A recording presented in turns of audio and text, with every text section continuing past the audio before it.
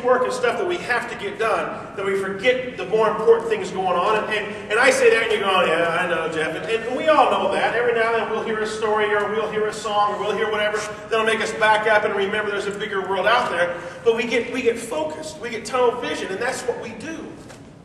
And yet, I would venture to say that the vast majority of the stuff that we had to do in 2009 doesn't make a hill of beans difference for what's going to happen in 2010. Some, sure.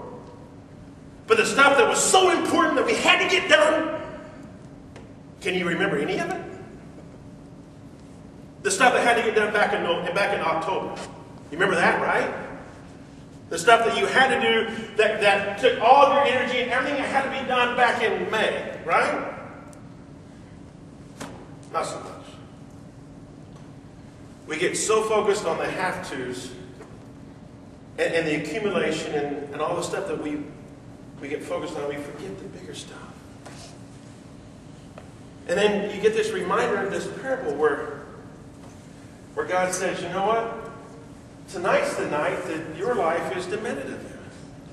And we all know, we hear the cliches, we're not promised tonight. No one is promised the rest of this day. It's not promised that the sun will rise tomorrow, but everybody here expects it to. Anybody here show up today thinking, this is the last day I've got on earth? No. Of course not. We're not built like that. But then something happens, and we realize there's more to life maybe than what I've given myself credit for. It was interesting, I put this sermon together earlier in the week. Because of my schedule, I wasn't able to go down to my mom's Thursday. I went down Friday morning, Christmas morning. And big storm coming in Thursday night. My mother's calling me. If you don't come down now, you're never going to get... Mom, I can't come down now. I have to wait till tomorrow morning. You won't get down here. The storm's coming in. They're calling for 1,000 inches of snow down here. It's, we're going to be snowed in for at least 6 years and on and on and on. I'm going, Mom, we'll see what's going on. I'll watch it. So I'm watching the radar, and I'm pulling up the internet. I find this website that'll give me the weather forecast for Missouri, and I find that you can pull up different cities, and it tells you the specific weather forecast. So Springfield, Missouri's got 5 to 7 inches of snow coming. Yeah, that's not good. But then I go to Rolla. Rolla's nothing. There's nothing. Flurries. Then I triangulate to West Plains, Missouri. Nothing. Cold flurries, that's it. Now the little town I grew up in you can't find, but it's literally between Rolla and West Plains, and of course Springfield is into the east of, or to the west of it, so I'm thinking, this, yeah, big deal. So I wake up next morning, we don't have any snow. Turn on the TV, pull up the radar, there's nothing between Rolla and St. Louis. I'm going, this is going to be easy. So I get up, get ready, throw the dog in the back, and here we go. And just west of Pacific, drive into blinding snow. And I'm thinking, this isn't supposed to be here. What are they doing? So, I'm driving along, no big deal, got plenty of time. And, when a car passes you, it's a dry snow, car passes you, a big semi passes you, you can't see the end of your car. And I'm thinking, what the crud am I doing out here? This is stupid. So I'm driving along, it opens up. And this guy in the red car passes me, and I'm driving along, and no big deal. Not going that fast, not really going that slow. So I'm kind of driving along, and this guy's 100 yards ahead of me. Car goes to the left, goes to the right, comes back to the left. Car lifts off the highway, goes over the embankment. Literally right off the road. Up off the road, over the embankment. I'm thinking, that ain't good.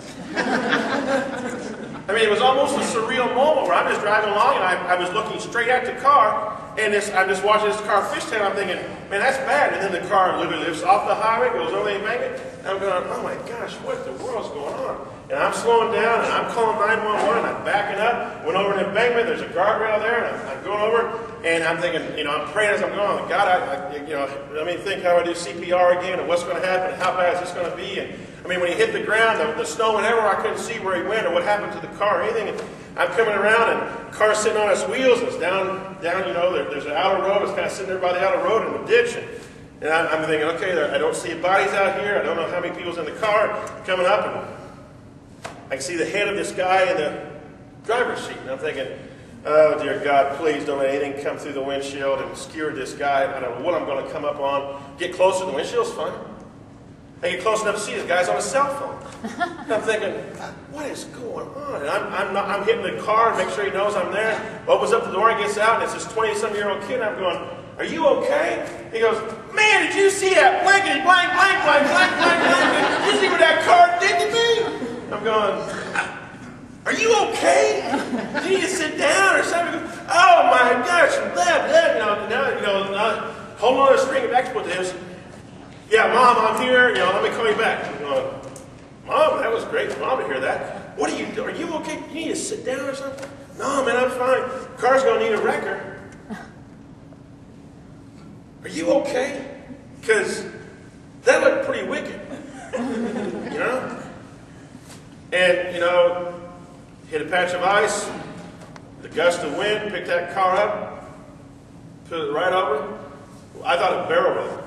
It literally picked it up off the wind, picked that car up, went over the embankment, set it down on its wheels. I have no idea. I have no idea.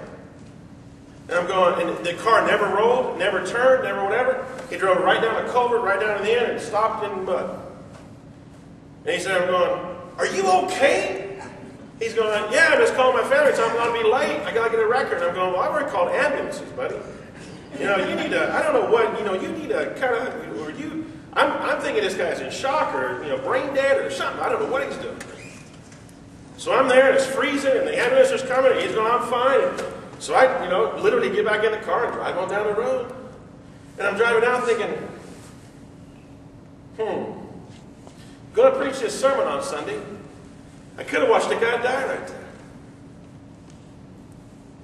If I'm 100 yards ahead and that gust of wind hits me, maybe I'm the one to sit down there. I don't know. And I think about that God came to this guy in this, the parable and says, tonight is the night that your life is demanded of you. And then I think about verse 15 where he says, our life is more than the sum total of our possessions, which we know, but we forget. I wonder what kind of year it was for you. As a life coach, I talk to people about having a balanced life, about, we get out of balance, and a lot of times we're looking for peace. We don't know how to get there because we're out of balance. We got an emotional side, a mental, a physical, and a spiritual side. And if we're not in balance in all four of those areas, at least those four areas, we're going to be kind of going in circles.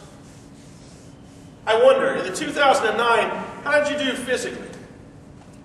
Same resolution coming up that you had last year about losing that 30 pounds? Or have you already lost it, regained it, and found it again? How are we doing mentally? How many books did you read this year? That's what I thought. They don't make the book into the movie. I never read the book.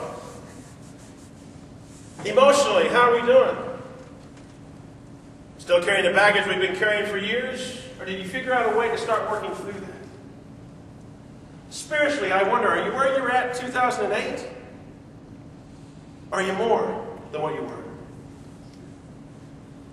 You see, if our life is not about the sum total of our possessions, then one of the conclusions we can come to is that maybe the more to life is not just about what I acquire, but how I grow and how I invest myself back into making a difference in the lives of the other children of God around me. Folks, there's a reason why we weren't born 100 years ago. There's a reason why we weren't born 100 years from now. There's a reason why we're not all Buddhists. There's a reason why we're not all South Americans. There's a reason why we're not all from Iceland. Because in God's great plan, He wanted you right here, right now, in this area, doing His work.